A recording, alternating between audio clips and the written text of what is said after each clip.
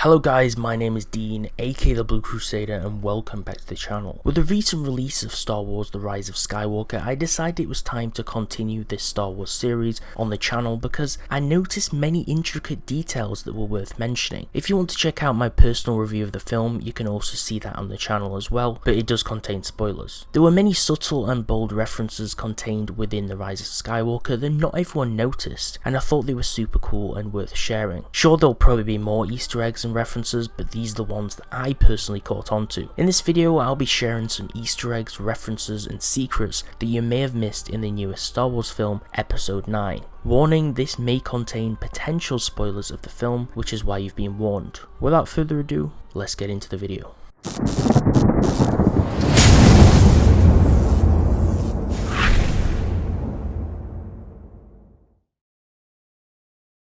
In the film, one of the planets the main protagonists venture to is Persana. It's a desert planet on the galaxy's edge, native to the Akai people. It's on this planet where we find our first reference. C-3PO tells the characters that there's a local celebration called the Burning Man Festival, which happens every 42 years. This is actually a very subtle reference some people may have brushed over, as the 42 years means, as 42 years before the release of The Rise of Skywalker was the original Star Wars movie, which is now referred to as A New Hope. Another little feature in the movie that I liked was at the end when we see a bunch of Ewoks in celebration after the events of the Final Order's defeat. This is a little ode to the original Ewok celebration, which was a part of George Lucas's special edition cut of Episode 6 Return of the Jedi. One nice small thing that Solo fans may have noticed was with the Millennium Falcon ship itself. Back in The Force Awakens, we were familiar with the Falcon having a square-shaped radar dish. Some people may not have noticed this, but a lot of people may have noticed this new radar dish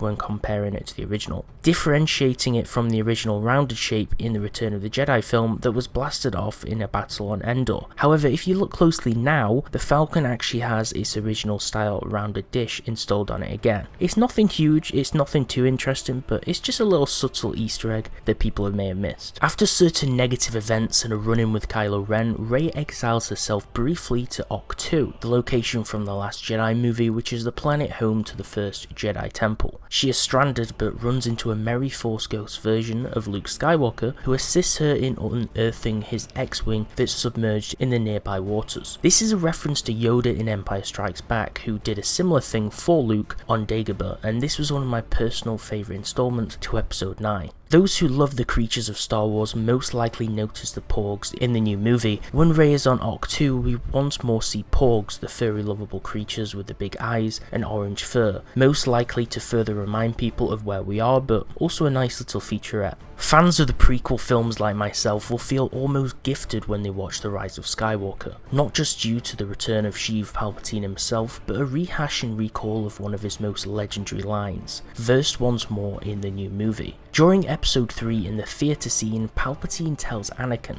the dark side of the Force is a pathway to many abilities some consider to be unnatural, a line from a story of the Sith legend of the Sith Lord Darth Plagueis, Palpatine's alleged master, one he tells to tease Anakin with the possibility of preventing death, as Plagueis potentially could have. Not only does the film feature Force mending, the ability to heal wounds, but Palpatine says this line once more. But this is more important because fans of the prequels wondered if Palpatine could really cheat death, or if it was a ruse to simply sway Anakin to the dark side. In the new film, it explains it all as Palpatine explains he used dark side powers to keep himself alive after Episode 6. It seems Palpatine was filled with the soul of all of the Sith of the previous 1,000 years, whose power helped to preserve his life essence and body to theoretically cheat death, which he refers to in Episode 3 in another line in which he says, "To cheat death is a power only one has achieved, but if we work together, I'm sure we can discover the secret." This maybe indicates that he could have discovered the secret. One little interesting snippet of the film was the unveiling of Palpatine's manipulation of Kylo Ren. It's revealed the Emperor is behind Supreme Leader Snoke, who is simply a puppet for Palpatine to use to tempt Ben Solo to the dark side. It's also apparent from the echo of not only Snoke's voice but also Vader's, that Palpatine had been using the Force to instill visions and false echoes of even Vader into Kylo Ren's mind. A very interesting similarity to how Anakin Skywalker was also manipulated. One way Disney referenced the original Star Wars movies was instilling similarities in Kylo Ren in regard to Darth Vader, which is his grandfather. During a meeting of the First Order higher-ups, mainly generals and officers of each First Order division, Kylo Ren very much so mirrors Vader by force choking one of the officers who is anxious of the new alliance between the First Order and the Final Order, although it's a lot more violent than the original Darth Vader scenes as Kylo throws the officer up against the ceiling. In Return of the Jedi, the unfinished superstation, the Death Star 2, is the most feared monument in the galaxy. It's a battle station with such power that it has the ability to destroy a whole planet with its laser blasts, something that is simply dwarfed in not only The Force Awakens with its Starkiller base, but now also The Rise of Skywalker with literally every ship in Palpatine's new Final Order fleet having access to planet destruction weapons of the same caliber. However, the interesting topic of my point is that Rey and Kylo return to the fragments left over of the Emperor's original throne room from the Death Star, which is submerged below the water on Endor, a place they venture to in order to track the Wayfinder artifact. One big gripe with Chewie fans in Episode 4 A New Hope is that Luke and Han both got medals at the celebration ceremony. However, our furry friend didn't get any sort of reward. Well, in Episode 9, Chewie receives a reward equally fitting for a Wookiee at the end. Good job, Chewie. Hardcore fans of Star Wars will recognise the desert planet at the end of the movie. After the events of the destruction of the latest threat, Rey returns to Tatooine, the place where everything began, and it has a great tie-in with the title of the movie, with both Anakin and also Luke's journey in Episode 4 taking place here. It's at this place Rey buries Luke and Leia's sabers, causing their Force ghosts to appear and manifest in the place. The two sons of Tatooine, which appear at the end, is a nod to the originals, and multiple other Jedi voices can be heard in a nostalgic moment. The key to the events of the Rise of Skywalker is the brand new planet Exegol, an ancient Sith world which is the house to a giant structure, clearly a Sith temple where Palpatine made his new base of operations in the narrative. Similar structures to this have been seen in the expanded universe and in Rebels on Malachor. This is very interesting because Palpatine was seeking Sith artifacts and Jedi remnants during his imperial reign, and he had a heavy invested interest in the unknown regions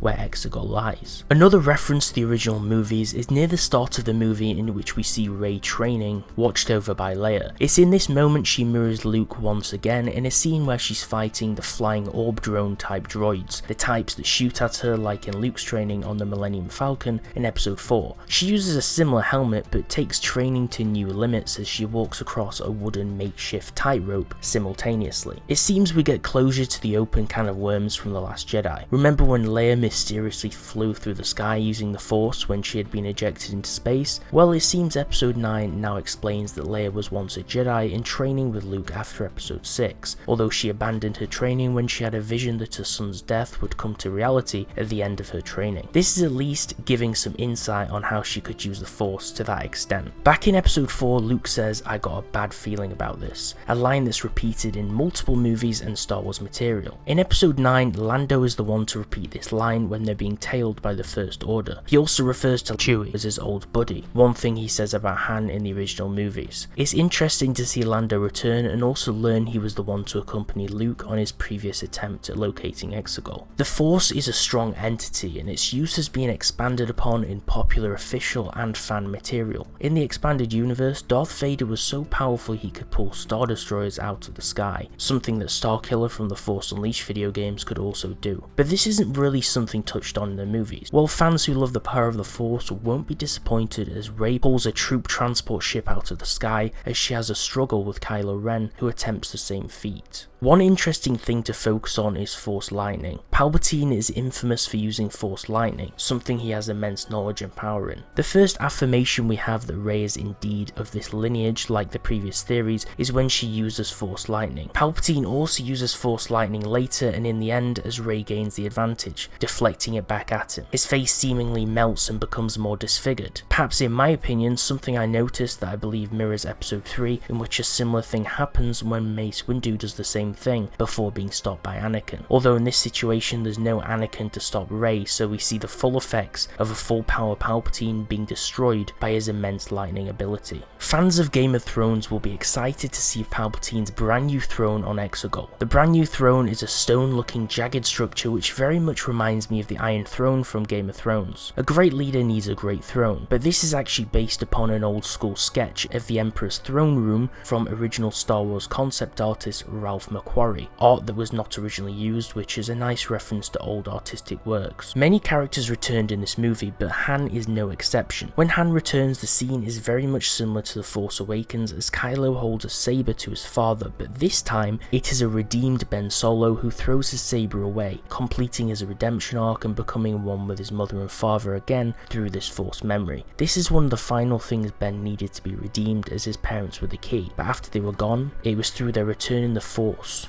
that this could be achieved. A character beloved by many and featured in original material after Return of the Jedi, now part of the universe as deemed by Disney, we now see Wedge Antilles, one of the main rebel pilots in the original movies, as he's part of the fleet that fights the Final Order with Lando Calrissian. This is something old school fans will really enjoy, along with Lando piloting the Falcon once more, his original ship. For droid lovers, you may have noticed one of Leia's original lines from the old movies is recalled in episode 9. When referring to a brand new droid, she says, "Never underestimate a droid," a line she's previously used. One awesome thing is the Force healing I mentioned briefly earlier and in my review of this movie, but the reason why I'm bringing it up again is because it's something we first see the so-called Baby Yoda character use in the Disney Plus show The Mandalorian, which is super interesting and the first clue that we saw to the Force mending or healing being canon. The old school Sith purebloods were a race, also referred to as the Sith in the Old Republic era of the expanded universe non-canon material. It's this species that spoke the Sith language, a language that allegedly both Darth Vader and Sidious could speak, that is shown in The Rise of Skywalker with a dagger that's inscribed with ancient Sith runes. One of the most interesting features in this movie is how Palpatine finds brand new vitality, something I mentioned earlier in this video. It's fascinating to compare it to the Dark Empire comics that tell of Palpatine using a so-called spirit transfer or essence transfer power that allowed Palpatine to transfer his spirit into cloned bodies. This is prevalent in The Rise of Skywalker, as Snoke is revealed to be a puppet and we see multiple Snoke clone bodies on Exegol. Although it would seem that the past Sith could possess or assist a body, in which they do to Palpatine, something that Sith are confirmed to now do upon their death to carry on the Sith lineage and pass on their power, something that Palpatine would have done to Rey if she would have striked him down. The last Easter egg I will cover is the general fleet in The Rise of Skywalker. I'm unsure if it gave the movie makers or writers inspiration, but its likeliness is very much so similar, which is why I will mention it. In the Old Republic era of material, which is non-canon, there's a similar super fleet to the Final Order in episode 9, with a Sith Lord behind it. Also in the Old Republic MMO video game, Vitiate, a Sith Lord disguised as Valkorion later in the story, who also transfers his spirit to other bodies, is hiding behind a secret super fleet known as the Eternal Empire, both material that very much so goes hand in hand to the episode 9 story. That concludes all of the Easter eggs, references, inspirations and general secrets that I personally noticed when watching episode 9, The Rise of Skywalker. If you enjoyed the video, please give it a like and subscribe to the channel by turning on notifications if you thought these secrets I shared were interesting. Please leave your opinions on all of these Easter eggs I shared in the comments below and tell me if you noticed them too, or what your view was on them, or if there was anything I missed that you saw in the movie. I'm sure that I didn't cover each and every single one, but these are the ones that I noticed and my personal favourites. Thanks for watching guys, and I'll see you next time.